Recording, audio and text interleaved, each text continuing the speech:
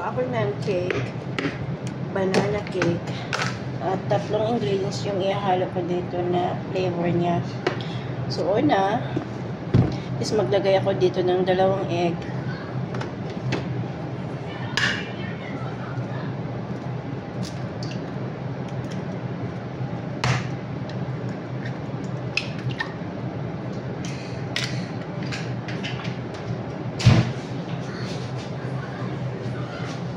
So, ayan. So, ito na yung 2 egg. So, ngayon, mag-add ako dito ng sugar. So, estimate ko lang siya mga half cup kasi ayaw ko masyadong sweet yung aking cake.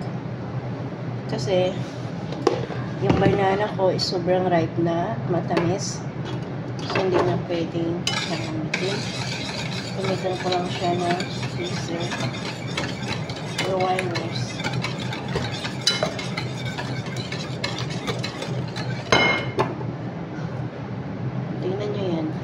Pero okay lang yan, walang problema kahit ilagay mo yan.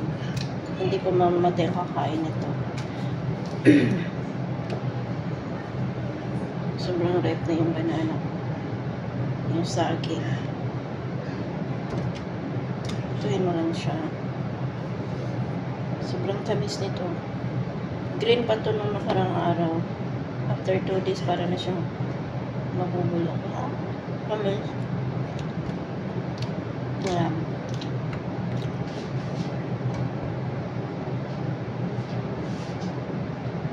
So, ayan. So, ang gagawin ko lang, ganito ko lang siya. Ayaw ko siyang gamitan ng machine.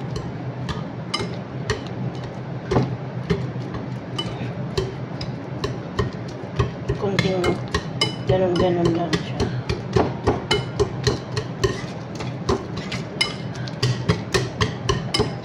So, ngayon, maglalagay ako ng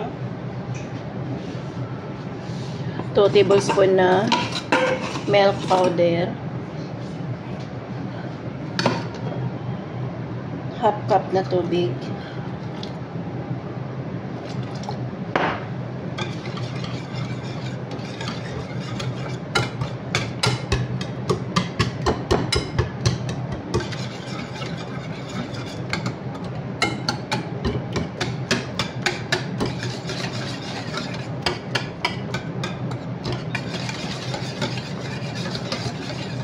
And then tapos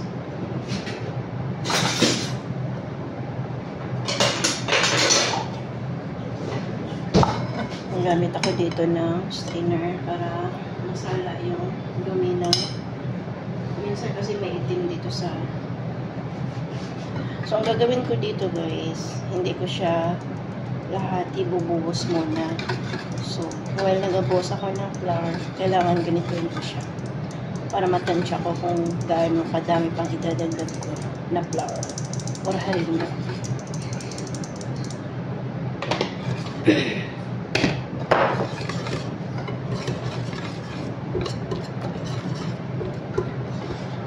Ito yung gusto ko sa banana. Yung hindi siya durog yung banana or i-blend. Gusto ko may buo-buo pa siya.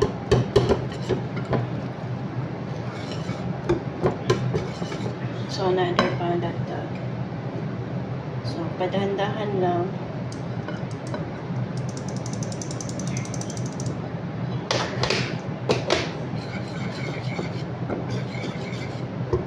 So, hindi ako maglalagay ng vanilla kasi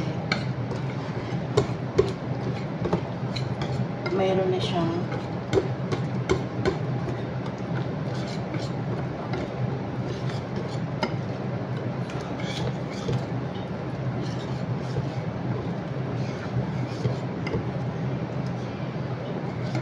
So, ngayon is magdadagdag ako ng mantika, mga 2 tablespoon.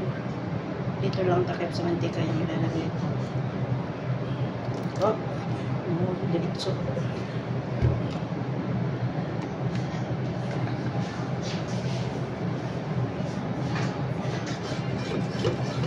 So, ito pang kain lang namin to.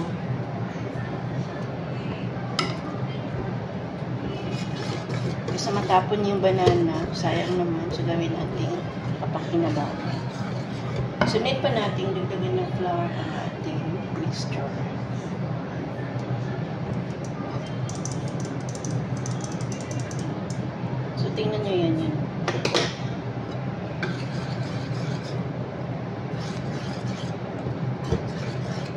So, medyo heavy na yung ating mixture. So, ang gagawin natin,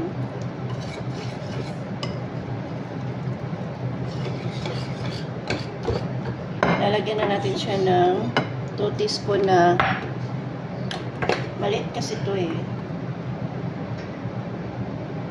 1.5 teaspoon na baking powder.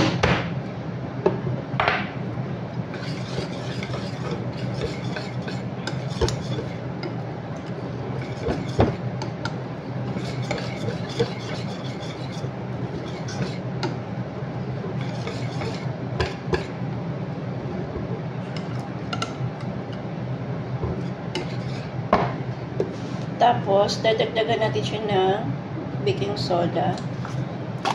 Mga half teaspoon lang. Hindi mo kailangan damihan.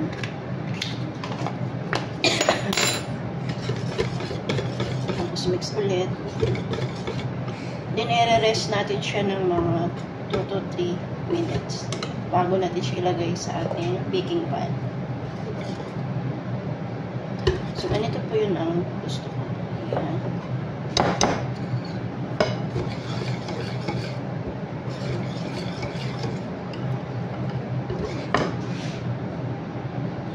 So, after nakaraang 6 years, guys, so ito, ready na siya. So, lalagay na natin siya dito sa ating baking pan. So, first, lagyan muna natin siya ng butter. Ayan. Tapos, para hindi siya magdikit. Ayan po, akala ng tissue, ganun-ganun mo lang siya.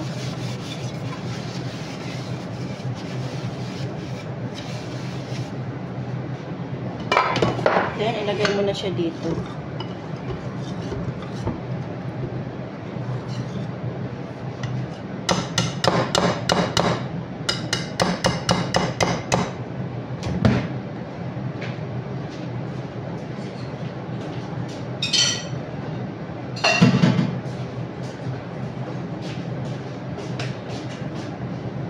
So, ito lang natin siya.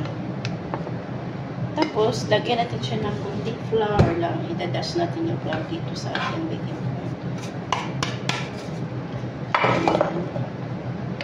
So, yan. Ready na siya.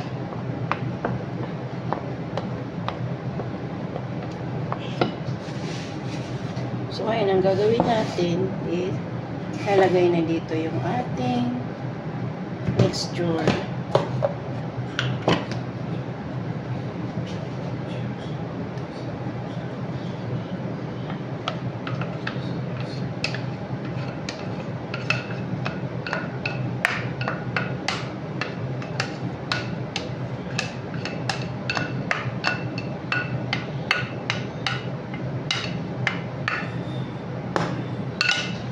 Tapos guys, gusto ko extra special ang ating cake.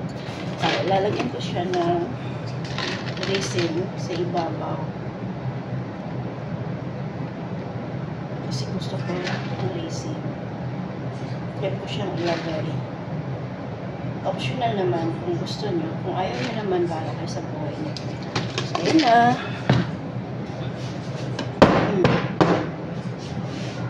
So, yan na yung ating banana cake. So, ready na po yung oven natin. So, ilalagay na natin siya.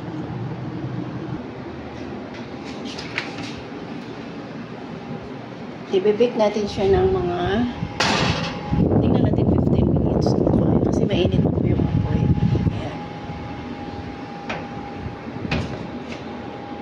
Ang cake. So, ito siya. No? Tingnan natin.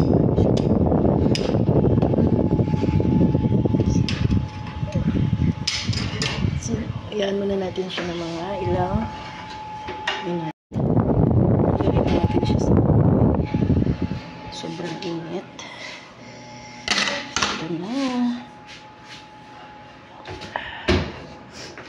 So, ayan na yung ating banana cake. See? Wow! Palamigin muna natin siya bago natin siya i-slice.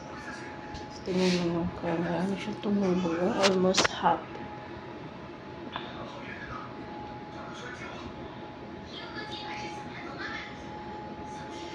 Tapos ito yung risi na nilagay ko sa taas kanina. Sarap. Excited na ako na manig siya para ma-slice na. At makamerienda na.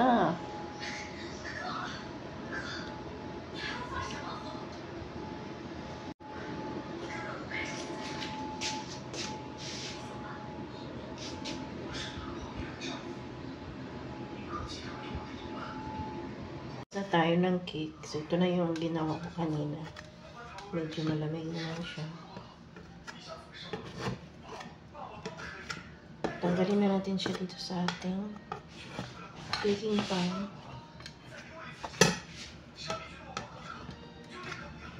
Amoy ko na yung sagi. So, tingnan nyo kung gano'n ang bilis. Gano'n siya. Huh? Wow! O, diba? Tapos slice na natin. Huwag na tayo.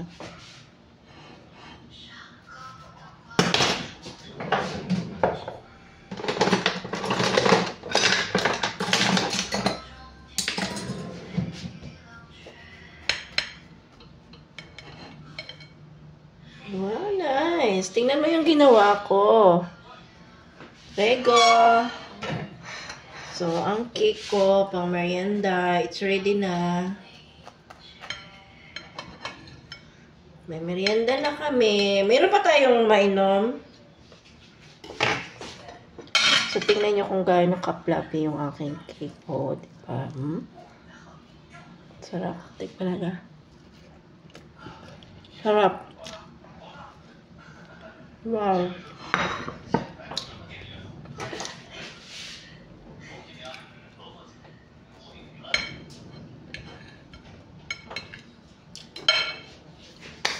Perfect.